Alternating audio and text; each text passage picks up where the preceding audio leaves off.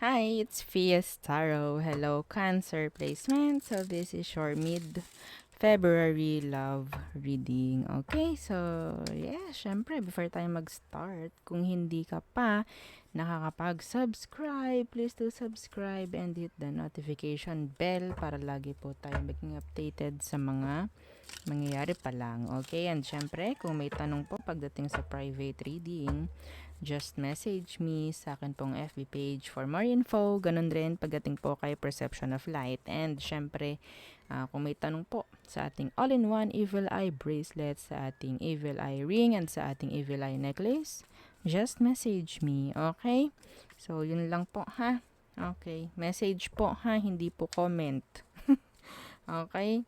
So, yeah, para ma-entertain, para masagot ko po, no, para ma-replyan ko kayo. Kapag sa comment section, ang dami nyo masyado. Okay. So, Cancer placements. Who is the person on your mind? So, sinong iniisip mo? Anong meron sa kanya, Cancer? Anong meron sa kanya?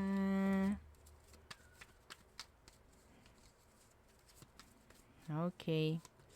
Some of them may pagpili. Ako nakikita. Ooh, the Three of Cups.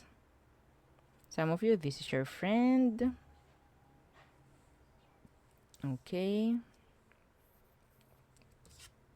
The Fool in reverse.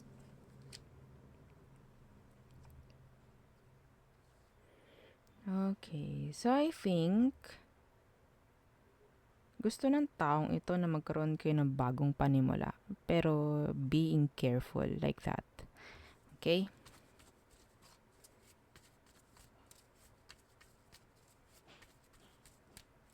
Gusto ko pang kumuha ng isang card. Yeah, the Empress. Bagong panimula. Okay? Or, yeah, being careful. Kasi parang gusto niya magkaroon na parang improvement. Okay? If ever. Itong taong ito, kung magkakaroon man daw kayo ng second chance or another chance or whatsoever na chance yan, gusto niya yung may growth, may improvement. Okay? So, yeah.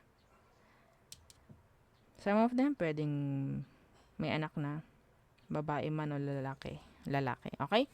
So, ano bang meron sa situation? Anong meron sa sitwasyon? Okay, mga Cancer.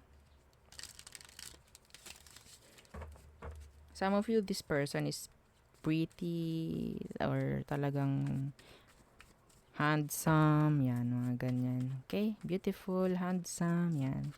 Okay? Some of them. So, tingnan natin na bang meron sa sitwasyon nyo. Strength. Okay, so I think merong boundaries. Okay, what's with this? The Page of Pentacles. I think pagdating sa communication, okay, or maybe someone is like,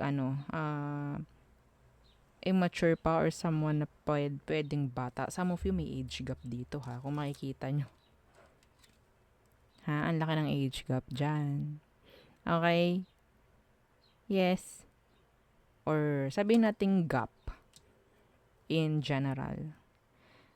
Yeah. Sa situation, parang merong gustong umpisahan. Okay? Merong gustong bigyan na lang din ng parang solid, like energy ng Four of Wands. Okay? Energy ng Four of Wands, parang stability. Like that. Okay, yeah, may bumabalik. Meron ditong gustong i-fix. Gustong effortan. Okay? Yeah. The Five of Pentacles in reverse. This is fixing, issues. Okay?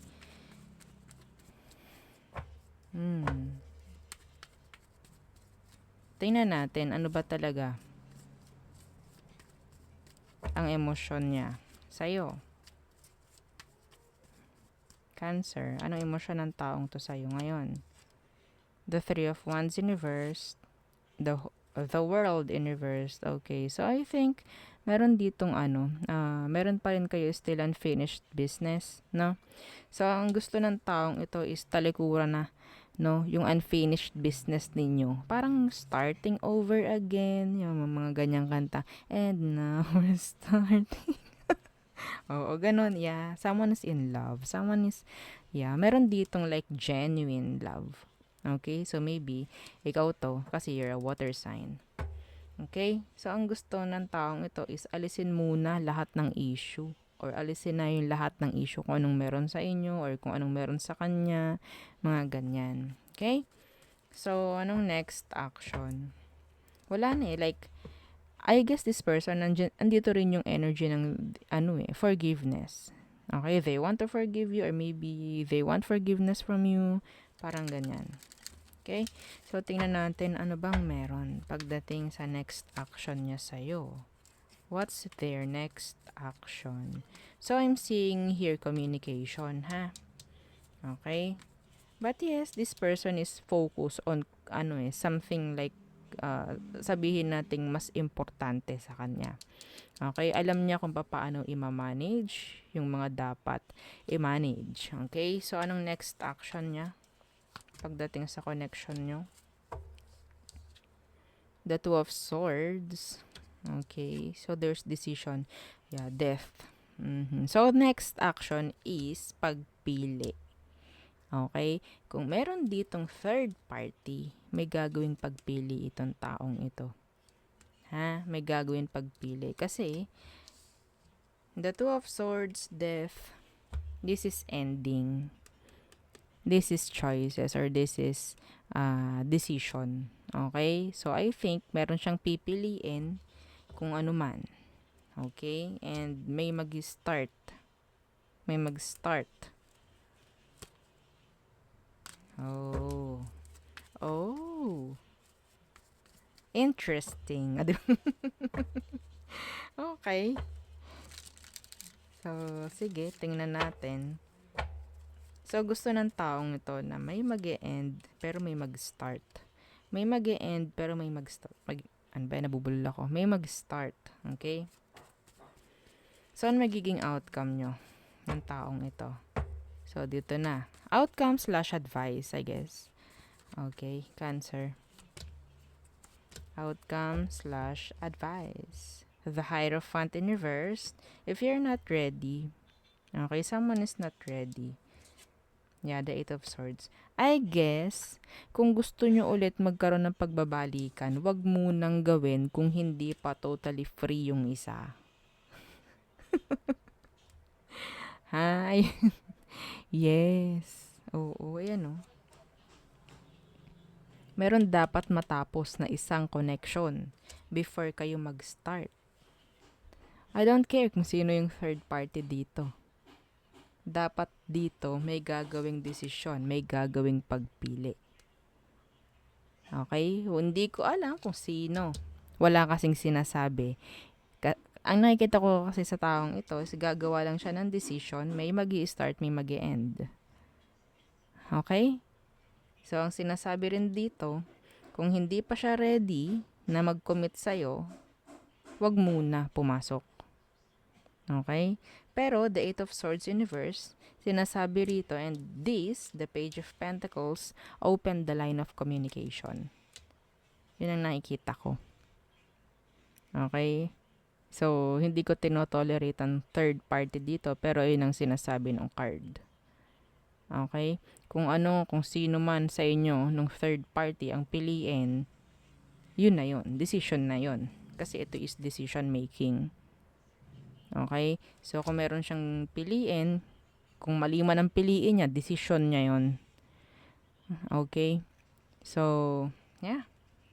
Yun ang nakikita ko.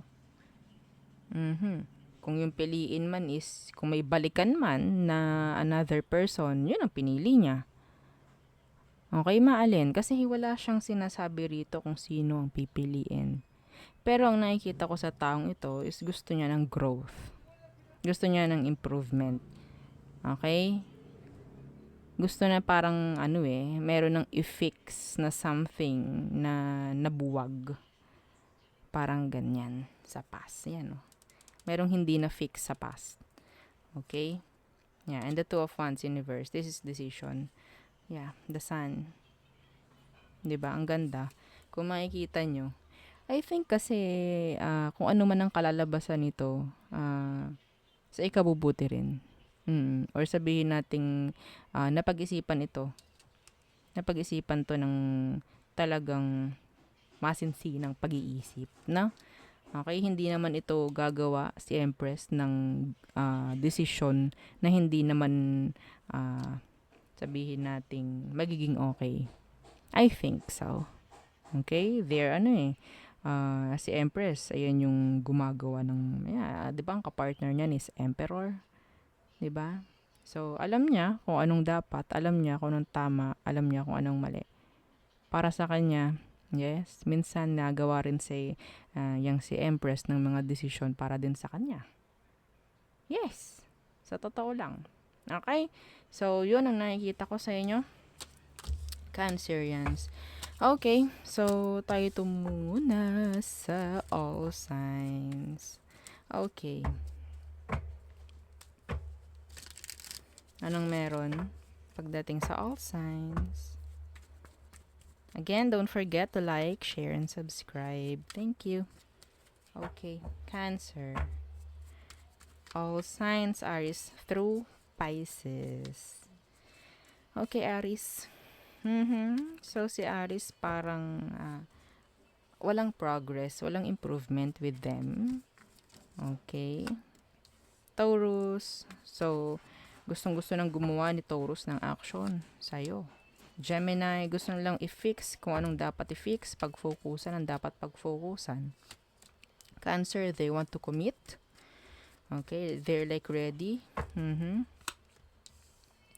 Leo, they want, I think si Leo pwedeng merong pag-iisip, may pag-overthink. Excuse me.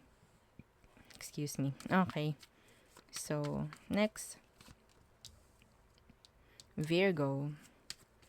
So, they can't some of them may hirap sila sa commitment or hindi sila open for commitments pagdating sa'yo. Libra, a lot of attraction. Yeah.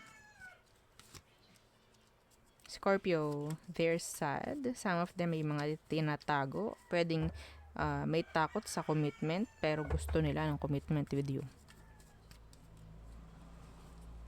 Sagittarius, may unfinished business ka with Sagittarius.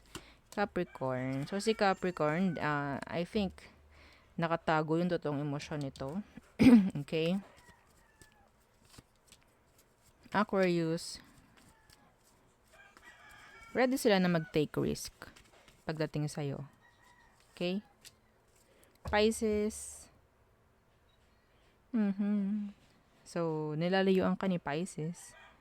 Okay? I think may pagmamanipulate ako nakikita. Kasi parang lumalayo si Pisces sa'yo pero parang nakatingin I don't know, maybe strategy lang niya yun para habulin mo or para makakuha ng attention from you. Okay? So there, yun ang ating reading for you, Cancerian. So, again, don't forget to like, share, and subscribe and follow our FB page. Thank you. Bye-bye.